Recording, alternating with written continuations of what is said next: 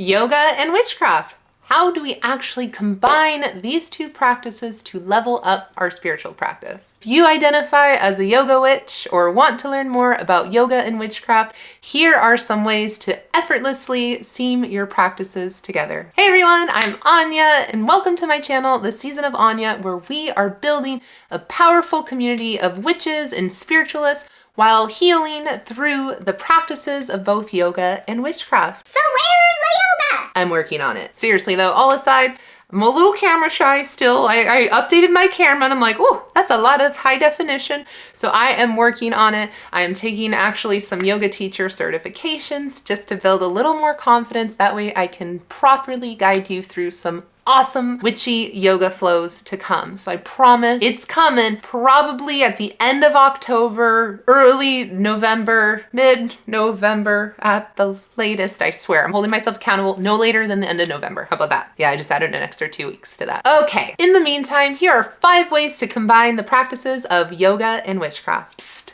Comment if you're a yoga witch. Tip number 1, pull a tarot card at the beginning of your practice. A tarot card or oracle card, whatever you'd like, but pull something to draw inspiration from. Let that be the intention of your practice. So for example, if you pull the 10 of Cups, where can you manifest a happier ending in your life? Don't make that perverted. Where can you bring in more joy and happiness and all that good stuff into your life? As you're flowing, as you're connecting, that's the energy you're gonna invite as you're stretching and getting deep into those postures. Now, not to shamelessly self-promote literally again, but these are the kind of things I want to bring on my channel. That way we can do them together. So hang in there. I appreciate you. It's coming. Tip number 2, dedicate your practice to your higher self, to someone you know, maybe someone who's either suffering mentally, physically, going through a tough time. Dedicate your practice to a deity, or dedicate your practice to a certain time of year. For example, Mabon, right? Bringing in all the energies of Mabon and gratitude, or the autumn equinox or fall, whatever. Bringing in those energies of abundance and gratitude and more abundance, more gratitude, but you get what I'm saying. Bring that in. Again, when you're flowing through those yoga poses in your flow, it's about every mindful movement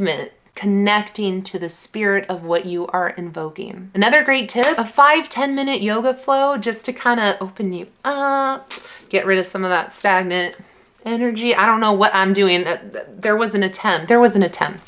But use that to actually start ritual. The two don't even necessarily need to be interconnected, but just use it as a way to ground and then step into ritual, you know, do a full moon spell, a full moon ritual bath, whatever you want, do something, but it's a great way just to ground and get back into your body. And this is why I love yoga and witchcraft, connecting your lower self, your body, to your higher self, mind, body, spirit.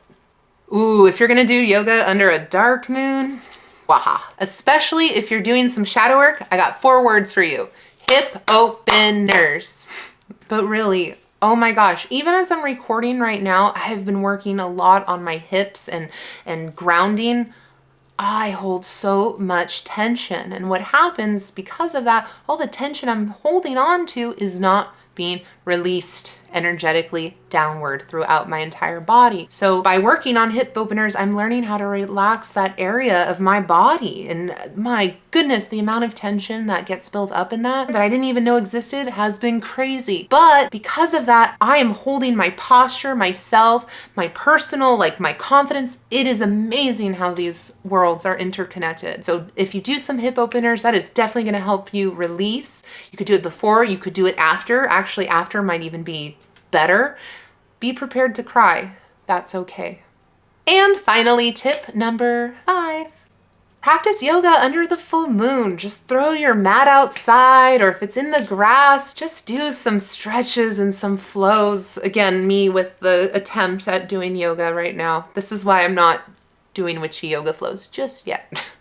But seriously, you know, just get into the spirit of it. It's not about, I am a yoga master and I'm going to hit all, again, with the poses, but I'm going to hit every pose accurately into my best Zen master self. No, no, no. It's about listening to your body and giving it what it wants. And what a better way to invite that energy, invite that nourishing energy of the divine light feminine energy of the full moon to receive blessings as you're flowing through a beautiful yoga practice. So, for real, for real, for real. If you are interested in witchy yoga flows, drop a comment, maybe a word of encouragement. I don't know why.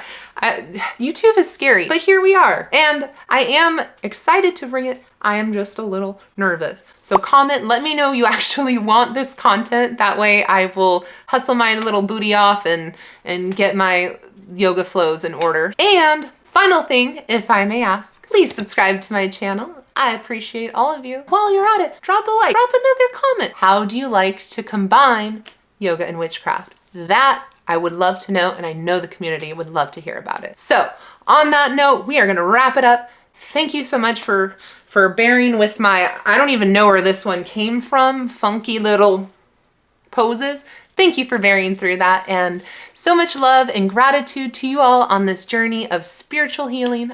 I will catch you on the next one.